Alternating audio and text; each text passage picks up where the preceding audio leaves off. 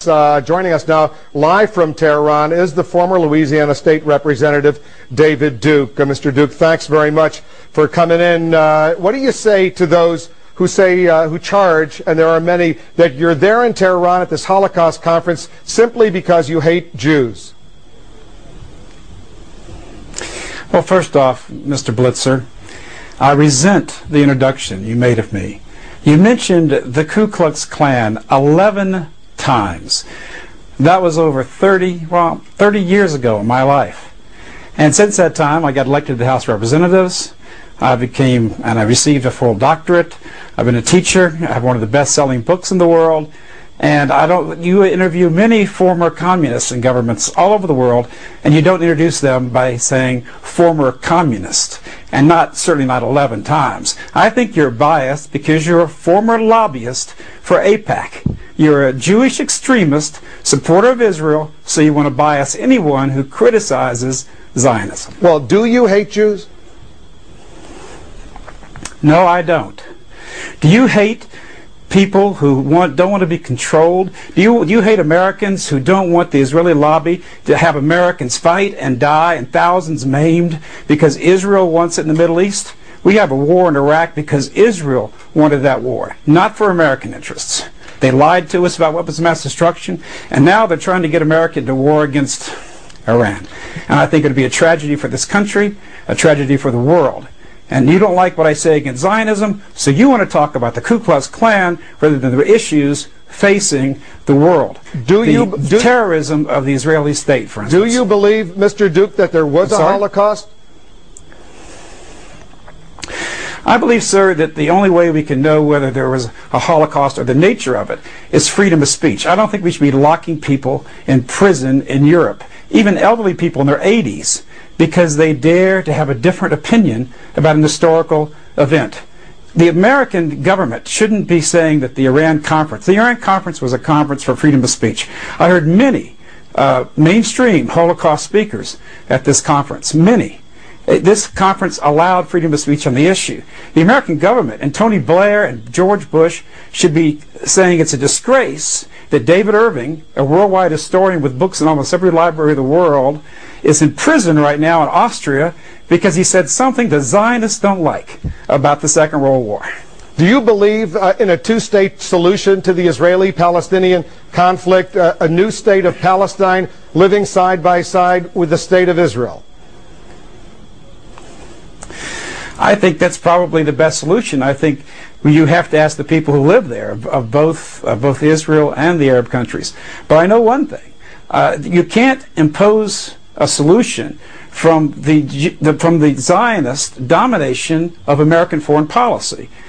Pearl and people like Wolfowitz, Fife, Wormser, Crystal, Abrams, we can go on and on. It sounds like a Jewish wedding. They have set American policy, and they've hurt American interests in the Middle East. Just as I've said for years, as Walt and Mearsheimer of Harvard have said, it's a fact. And we are dying right now in Iraq because we're there for Israel's interests. We've got no oil out of this war.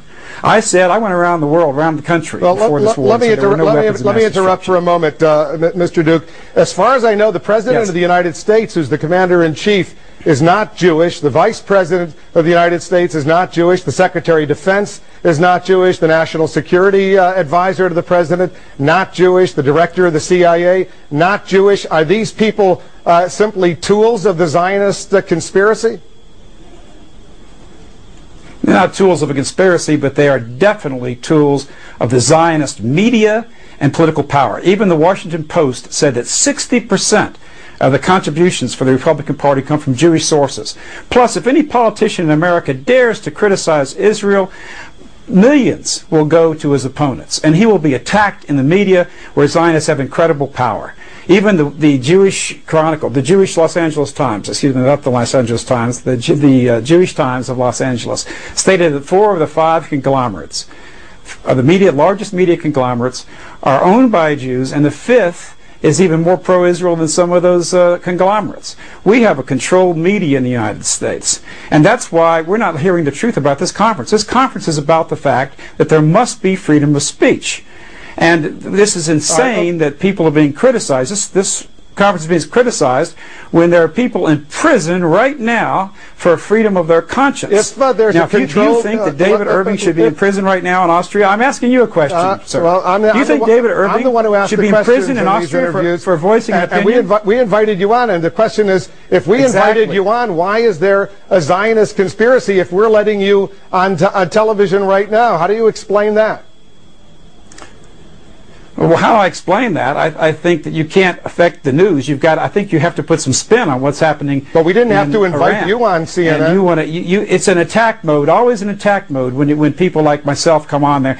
But you thought you could handle me with your 11 connotations of the Ku Klux Klan. Right, you can't handle me, and you can't handle the truth. And the fact is, you are an agent of Zionism. You work for AIPAC, the lobby in this country that controls Israeli policy. I'm going to read to you what Mahmoud Ahmadinejad television, you're an Israeli agent. All right, I'm going to read to you what Mr. Mahmoud Ahmadinejad, the president of Iran, has said, and then you can respond if you agree or disagree with him. Israel must be wiped off the map, and God willing, with the force of God behind it, we shall soon experience a world without the United States and Zionism. That's what he said on October 28, 2005, according to Al Jazeera. All right, first off, that's a complete misquote. He never said wipe off the map. And he was talking about the Zionist control of the United States. In fact, I heard his last speech, and I read articles all over the world where he said Israel would be wiped off the map. He said Israel would have a change in government, just as the Soviet Union changed. Obviously, the Russian people weren't killed. Israel wasn't wiped out. And this was to garner hatred against Iran. But what about it when he says, we should soon maybe even nuclear strike against Iran? When he says we should soon experience a world without the United States? When he says we should soon experience a world without the United States and Zionism? I know what the translation was. He was referring to the control of the world. Israel uses the United States as its proxy. They use the United States, as Mahatma said from Malaysia.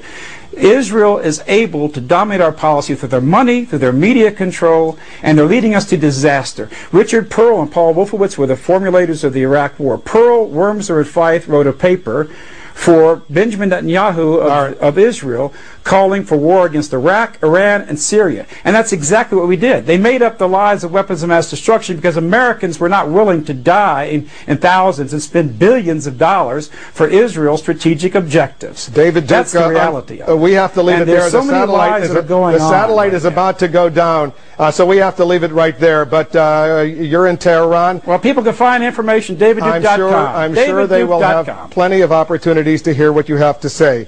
That's it. David Duke joining us from